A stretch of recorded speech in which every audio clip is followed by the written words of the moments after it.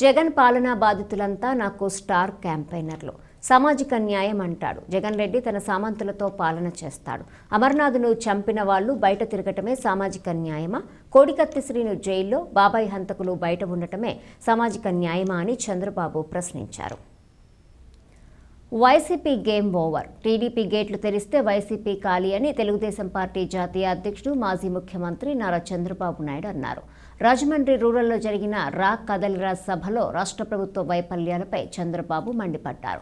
పలు ప్రశ్నలతో జగన్ను నిలదీశారు. ఈరోజు రాజమండ్రి దద్దరిల్లింది. త్వరలో మంచి రోజులు వస్తాయి. టీడీపీ జనసేన గెలుపును ఎవరూ ఆపలేరు. రాజమండ్రికి రాజమహేంద్రవరం అని పేరు పెట్టింది నేనే. కందుకూరి వీరేశలింగం ఈ గడ్డపై నుంచే సంస్కరణలు ప్రారంభించారు. సైకో జగన్ రెడ్డి నుంచి ఈ రాష్ట్రాన్ని కాపాడుకోవాలని పిలుపునిచ్చారు. రాష్ట్రంలో సైకో పాలన జరుగుతోంది. మానసిక రోగి రాష్ట్రాన్ని పాలించడం బాధాకరం. ఈ ముఖ్యమంత్రి విశాఖలో మీటింగ్ పెట్టాడు. రాజకీయ విమర్శలకు నేను బాధపడను, కానీ నాది పవన్ది ఫోటో పెట్టి బూటకాలతో తన్నించాడు. ఇలాంటి చర్యలకు పాల్పడేవారిని ఏమనాలి? ఇలాంటి చర్యలను నాగరిక ప్రపంచం అనుమతిస్తుందా? ప్రజల కోసమే మిమ్మల్ని భరిస్తున్నాం. మీ సంగతి తేల్చడం నాకు ఒక్క నిమిషం పని. దుర్మార్గుడి చేతి నుంచి ప్రజలను కాపాడాలని నేను తప్పిస్తున్నాను. ఖబర్దార్ వైసీపీ నేతలారా, ఆడబిడ్డల జోలికొస్తే తోలు తీస్తా అంటూ తీవ్రంగా హెచ్చరించారు. 72 రోజుల్లో జరిగే ఎన్నికల్లో వజ్రాయుధం లాంటి మీ ఓటుతో భస్మాసురుణ్ణి తుదముట్టించండి అంటూ ప్రజలకు పిలుపునిచ్చారు. వైసీపీ నుంచి పోటీ చేయాలంటే చాలా మంది బెదిరిపోతున్నారంటూ వ్యాఖ్యానించారు.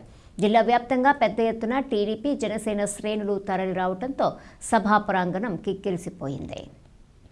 మీ ఉత్సాహం, మీ కసి చూసి చెప్తున్నాను, త్వరలో మంచి రోజులు వస్తాయి. తెలుగుదేశం, జనసేన గెలుపును ఎవ్వరూ ఆపలేరు. ఎవరికి ఆసక్తి లేదు. ఈ రాజమహేంద్రవరం పేరు నేనే పెట్టాను. రాజమండ్రిని రాజమహేంద్రవరం పేరు పెట్టింది కూడా నేనే పెట్టాను. ఈరోజు ఈ యొక్క నగరానికి, ఈ ప్రాంతానికి ఒక విశిష్టమైన చరిత్ర ఉంది. ఇక్కడి నుంచి నన్నయ్య గారైతే భారతాన్ని అనువదించాడు. వీరేశలింగం గారు ఇక్కడి నుంచి సంస్కరణలు ప్రారంభించారు.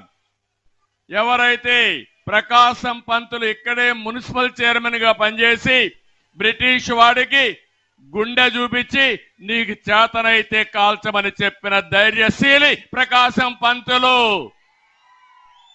అలాంటి మీ దగ్గరికి నేను వచ్చా. ఈరోజు నేను రా కదిలిరా పిలిపించాను.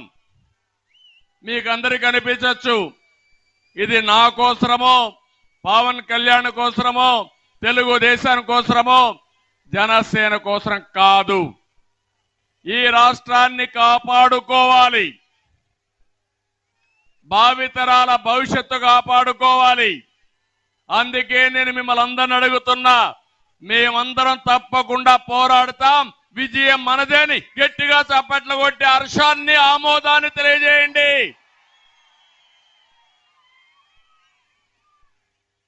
తెలుగు జాతి 10 కోట్ల జనాభా, 5 కోట్ల మంది తెలంగాణ గాని, ఇతర రాష్ట్రాల్లో గాని, ఇతర దేశాల్లో ఉన్నారు. 5 కోట్ల మంది మన రాష్ట్రంలో, ఆంధ్రప్రదేశ్ రాష్ట్రంలో ఉన్నారు. ఈ రోజు మీరు చూస్తే, ఆ రోజు నేను దూరదృష్టితో ఒక విజన్ ఇచ్చాను. హైదరాబాద్ని అభివృద్ధి చేశాను. ఈ రోజు ప్రపంచ పటంలో పెట్టాం.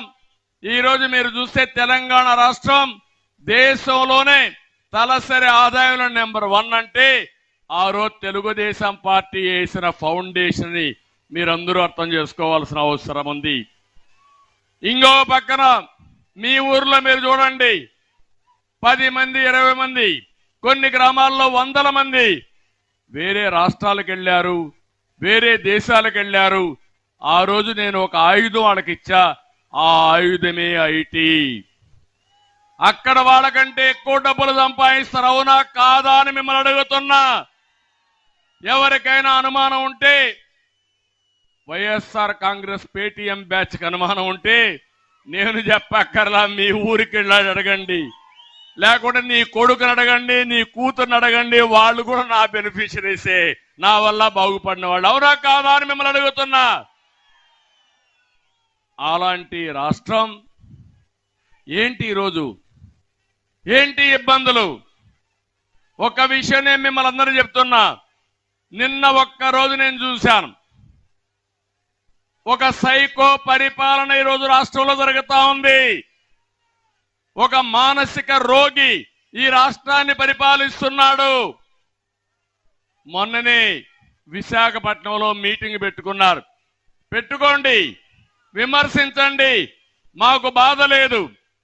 నా ఫోటోని, పవన్ కళ్యాణ్ ఫోటోని, వేరే వాళ్ళందరూ ఫోటోలు ఇద్దరు ముగ్గురు పెట్టి, వాళ్ళు అక్కడ చూస్తే బాక్సింగ్ బ్యాగ్స్ పెట్టి దాంతో కొడుతూ, కాళ్లతో బూట్ కాళ్ళతో తంతూ ఇష్టానుసారంగా చేశారంటే ఇది నాగరిక ప్రపంచం అనుమతిస్తుందా అని మిమ్మల్ని అడుగుతున్నా.